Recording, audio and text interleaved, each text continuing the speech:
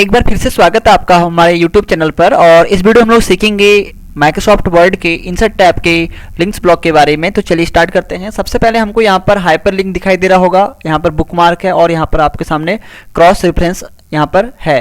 उसके बाद यहाँ पे हेडर है, फुटर एंड पेज नंबर। तो इनको किस तरह से इस्तेमाल किया जाता है वो इस वीडियो हम सीखते हैं। हाइपरलिंक की अगर बात करें तो हाइपरलिंक का काम होता है किसी एक टेक्स्ट से दूसरी फाइल को कनेक्ट करना, या फिर किसी फोल्डर को कनेक्ट करना, या फिर किसी पिक्चर्स को कनेक्ट करना। जैसे मैं आपको करके दिखाता हूँ। यहाँ पे मैंने यहाँ लिखा माई फोल्डर।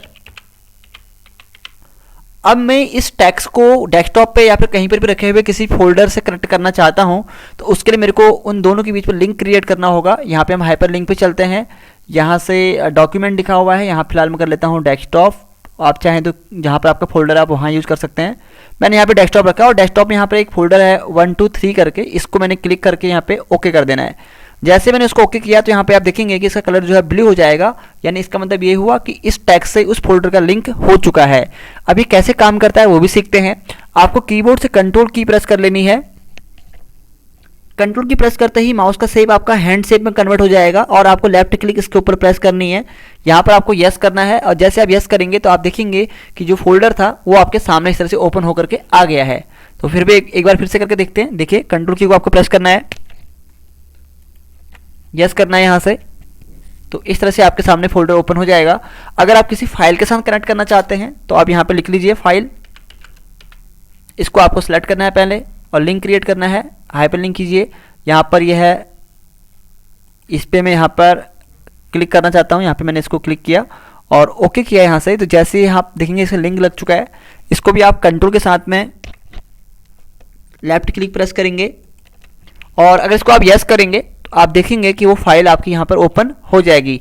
तो हाइपरलिंक का काम होता है किसी एक टेक्स्ट को किसी फोल्डर या फाइल या किसी पिक्चर्स पे लिंक करना। अगर हमें किसी पिक्चर्स पे लिंक करना है वो भी देख लेते हैं।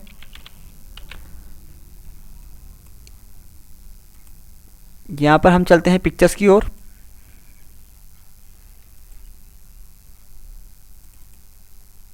मैंने इस इमेज पे क्लिक कर लिया है और इसको ओके कर लेते हैं। अब इसको हम देखते हैं ट्राई करके।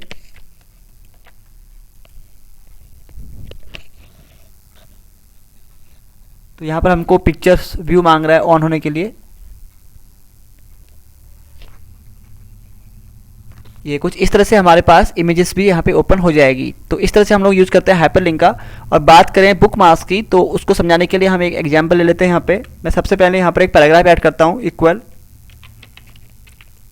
रैंडम कोड होता है हमारे पास, इक्वल RAND, एंड यहाँ पर मैं कर लेता हूँ 10,10 और ब्रैकेट क्लोज। इंटर जैसे प्रेस करूंगा तो यहाँ पर एक पैराग्राफ ऑटोमेटिक जनरेट हो जाएगा। कंट्रोल A से ऑल सेलेक्ट कर लूँगा, कंट्रोल J से मैं इसको जस्टिफाई कर लेता हूँ और इसका साइज थोड़ा सा हम यहाँ से इंक्रीज कर लेंगे इस प्रकार से। तो इस फाइल को मैं सेव कर लेता हूँ। यहाँ पे किसी भी नाम से आप सेव कर लीजिए, कहीं पर भी आप सेव कर सकते हैं।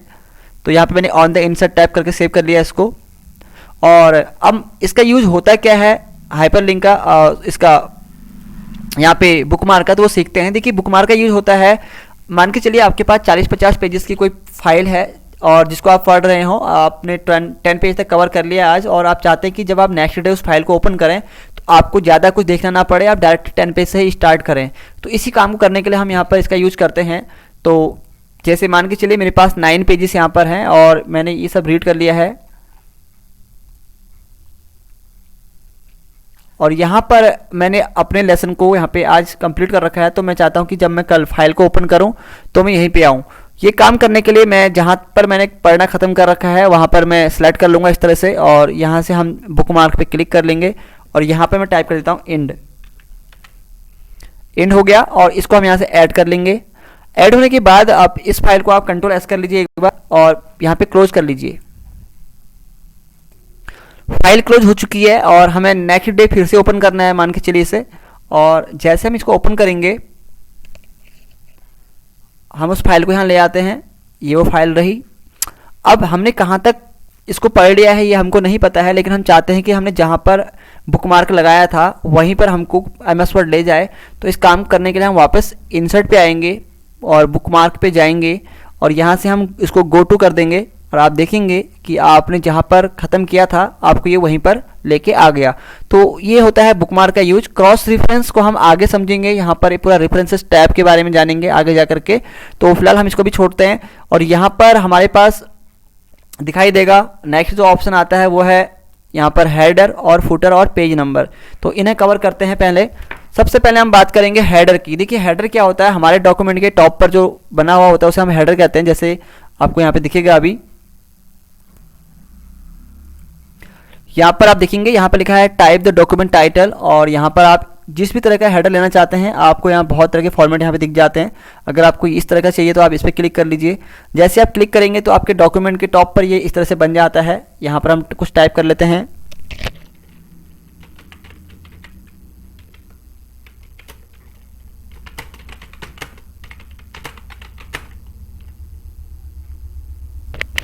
यहाँ पर मैंने हेडर दे दिया है और यहाँ पे डेट को पिक करने का ऑप्शन मिलेगा हमको, तो हम यहाँ से डेट को भी पिक कर लेंगे कुछ इस तरह से। और यहाँ पर हम इसे चाहें तो यहाँ से क्लोज कर सकते हैं।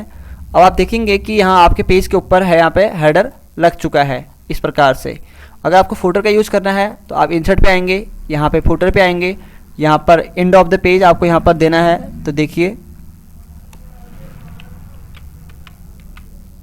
हमने यहाँ वर्ड लिख लिया। अब यहाँ पर आपको यहाँ पर फुटर भी दिखने को मिलेगा और हेडर भी दोनों लग चुके हैं। देखिए जो आपके पेज के टॉप पे लगता है वो हेडर है और जो पेज के बॉटम पर यहाँ पे आपको दिखाई दे रहा है ये आपका फुटर है। तो इस तरह से आप अपने डॉक्यूमेंट के अंदर हेडर एंड फुटर दे सकते हैं।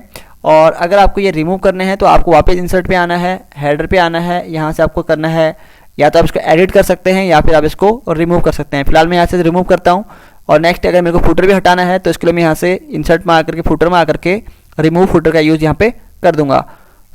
अब अगर मैं चाहता हूँ कि ना हेडर ना फुटर, मैं सिर्फ पेज नंबर इंसर्ट करना चाहता हूँ तो उसको हम यहाँ से ऐड कर सकते हैं।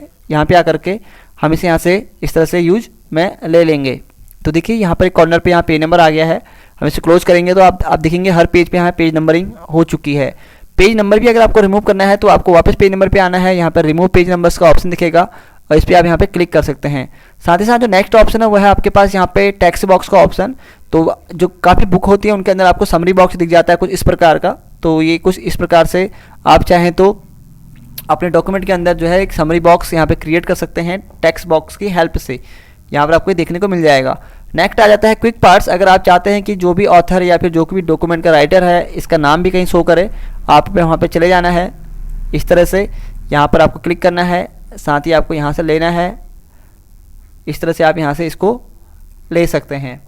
ठीक है, तो यहाँ तक हमारा क्लियर हो चुका है और नेक्स्ट वीडियो हम लोग जानेंगे बाकी बचे हुए ऑप्शन के बारे में। तो मिलते हैं नेक्स्ट वीडियो के अंदर।